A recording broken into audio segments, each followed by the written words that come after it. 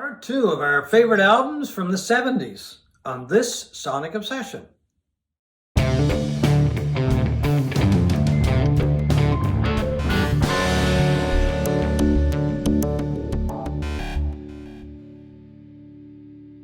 Hi folks, I'm John Whidden, and right over here is Steve McLeod. And today we're going to talk about the top half of our favorite albums for the 70s. Steve? All right, this is number 5. Can't Buy a Thrill by Steely Dan. Came out in 1972. I heard Pretzel Logic first, and if I had it on vinyl, or even if I had it on CD, it would be on my list, probably ahead of Can't Buy a Thrill. Oh, really? Just by a smidge. Just by a smidge. Why I don't have it, I don't know. I keep waiting for the reissues to keep they're coming out. Yeah, so. but they're taking... It is just a fantastic album. When I got Pretzel Logic for Christmas in 1974, fell in love with it, and immediately went out and bought Can't Buy a Thrill and Countdown to Ecstasy, their second album. And they quickly became my favorite band of the 1970s. I listened to them constantly, wore them out. I couldn't get enough of this band. And this, it was the album that started it off. The Wonderful World of Donald Fagen, Walter Becker, two of the best songwriters around during the 1970s or any time. Their music evolved from being more of a pop rock thing to a jazz thing as they went along, to almost a full-time jazz thing by the end. This is just an incredible album. It has the hit Reeling in the Years. Do It Again. Do It Again, which is fantastic, with the great electric sitar solo by Denny Diaz. It was immediately appealing to me as a younger man in the 1970s who didn't really care for hard rock a whole lot. They became my band. Yeah, I don't share your enthusiasm I know for you Steely. don't. I love that album. That's the one album that I really, really like. I just don't share your enthusiasm. I thought they just got really smooth and Smooth, it can be a good thing, John. well, yeah, but I much prefer somebody with a little edge. So I'll go to my number 5 choice. Speaking of edge, there's really no describing Neil Young, I guess, as far as that goes, because we've talked about him in part 1 a little bit. This is my favorite Neil Young album. I really like this album. I mean, it's got Neil I think, in top form. It's got some folksy stuff. It's got some rock and roll with Southern Man. It's got Neil the sentimentalist. It's got Neil talking about his heart being broken, and he's talking about issues that affected everybody back in the 70s after the Gold Rush by Neil Young. I think it's a fantastic album, my favorite Neil Young album, and I don't think this album has dated a minute. It's stood up to the test of time very well. The best music doesn't date, I guess. That's true, yeah. That'd be the best way to put it. Number 4 on my top 10 list of favorite 70s albums is Sticky Fingers by the Rolling Stones. It looks like it's wearing a diaper or something. It's got this plastic thing that it came in to keep the workable zipper from denting your other albums. To me, it's the Stones' best album. It's a mix of dirty rock, Stones rock and roll, blues, even country. It deals a lot with drugs and drug addiction, which they knew an awful lot about it at that time. Came out in 71, and you could really pick any one of 4 albums from that period: Beggar's Banquet, Sticky Fingers, Exile, and Let It Bleed. Yep. I mean, it's just a classic run of albums that few bands, if any, have ever eclipsed. It was Mick Taylor's first album with the band after the death of Brian Jones. His presence is felt throughout this album, as it is through all of those period of albums. That fantastic lineup to me, that's the classic Stones lineup. Yeah, I agree with you on that one. Just a wonderful album. Had the big hit Brown Sugar. Had Wild Horses. Wild Horses was on it. Yeah, Sticky Fingers. Okay. Number 4. Well, that's interesting because my next choice goes to the album that came out right after Sticky Yeah, Fingers. you get the sense we have similar tastes in these, Yeah. except for Steely Dan. Except for Steely Dan. Man, I'll give him a pass on that one. I just thought this album it's 2 albums of kind of the same sound as you got on Sticky dirtier, Fingers, but dirtier. Yeah, Yeah. it's rougher, it's sloppier, it's Druggier. kind of what rock and roll is all about. It's druggier too, although the subject matter isn't as druggy on Exile as it is on Sticky Fingers. They were living the kind of the bottom of the drug experience at the time when they were recording this. Yeah, and I mean, if you've read Keith Richards' autobiography, Life, you'll get some really good stories about what they were up to when they were recording this album in the south of France. It's I don't think there's a bad track on the album. Could it have been stronger if it was one album?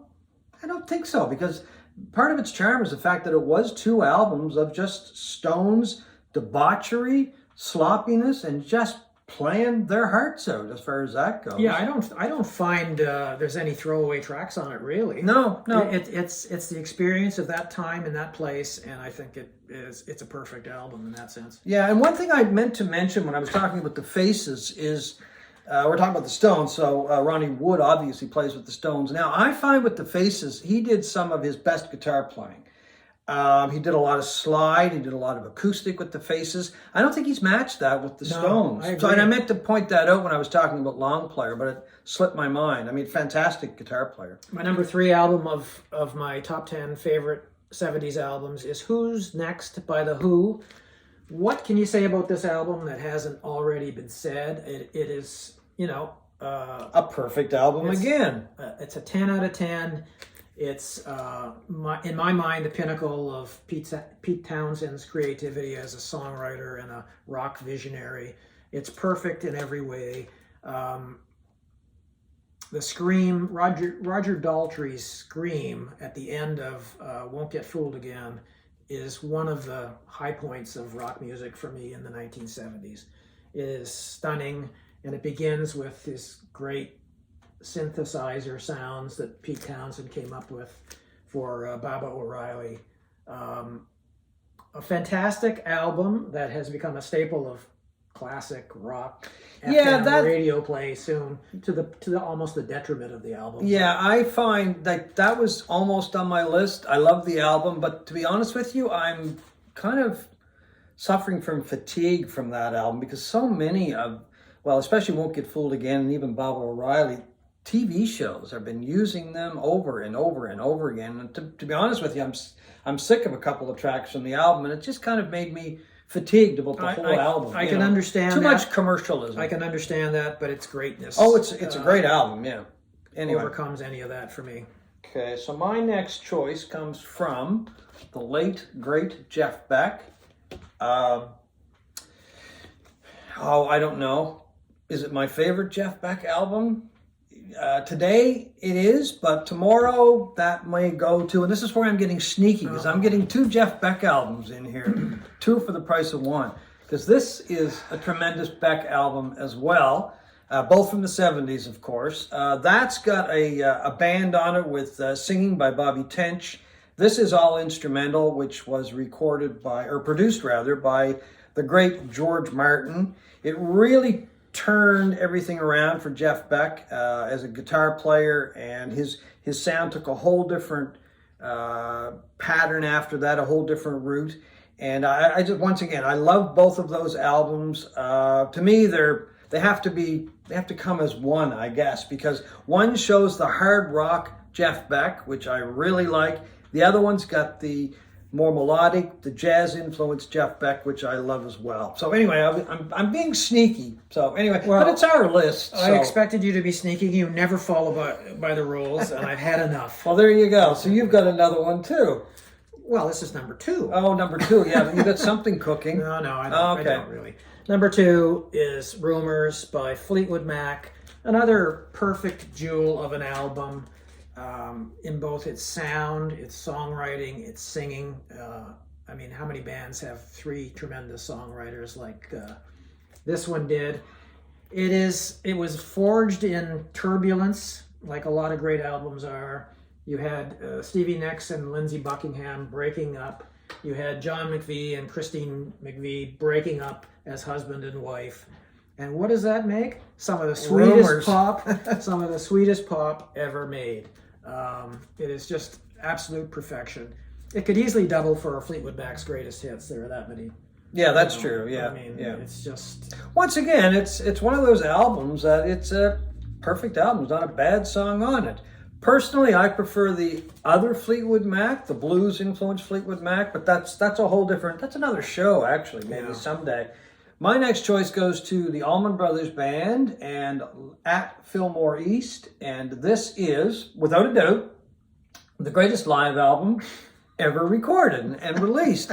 it's not open for debate. No, it's not open for any kind of debate or discussion. It is the greatest live album ever released. Okay. It's that simple. Anyway, it's the Allman Brothers Band, I think at its peak, when it comes to the live recordings. Anyway, they did some great studio stuff afterwards, of course. But this is an album that's got the Allman Brothers stretching out with some long live recordings, of course, that just show what the heart of the band was all about, which was incredible playing, incredible singing by Greg Allman. The guitar playing of Dickie Betts and Dwayne Allman was unmatched, I think.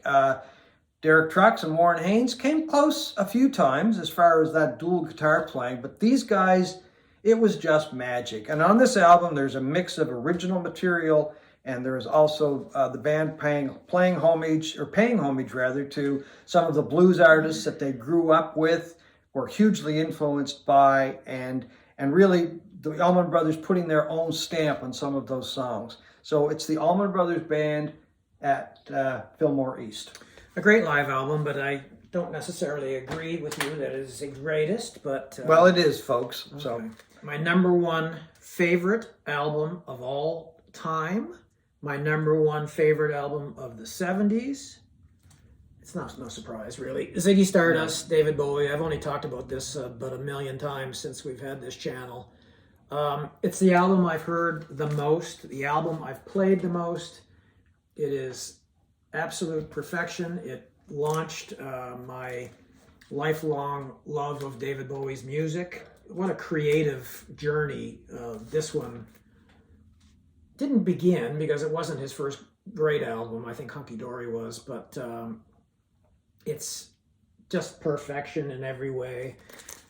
Came out in 1972. It was the first Bowie album that I heard, and I couldn't stop playing it. I played it, I think I mentioned this before, I played it every day, often multiple times a day, for 2 years. Otherworldly. That's a great album. Like nothing else at the time, and nothing else since. Ziggy Stardust. Okay, right. My number one choice for the 70s albums goes to a local group from Halifax. Wow. Called Pepper Tree. And it's one of those albums that I loved from the minute I heard it, because the Tree was a big band around here when I was growing up. If the Tree were playing somewhere, you went. You made the effort, and away you went, whether you had to drive or hitchhike. You would pick Pepper Tree over the Allman Brothers? Oh, yeah. I mean, I love this album. It's my number one. That blows me away. And it's a pop album, very popish, but I still play the album, which there aren't that many Canadian albums, actually, that I play over and over and over again. I still play this one. There's a song on it called Try, which I think if a lot of people in the world listen to it today, they may smarten up as to all of the issues that are happening in the world today. But anyway, no, I love this album. Brings back really good memories, a lot of really good live shows, a lot of really good times when I think back in the 70s. That's one of the reasons that I picked it. It's a band that I saw many times in their heyday. Pepper Tree, You're My People. So that, folks, is a wrap on our favorite albums from the 70s. We hope you have enjoyed it, and we'll be back soon with our favorite albums from the 80s. That's coming up soon on This Sonic Obsession.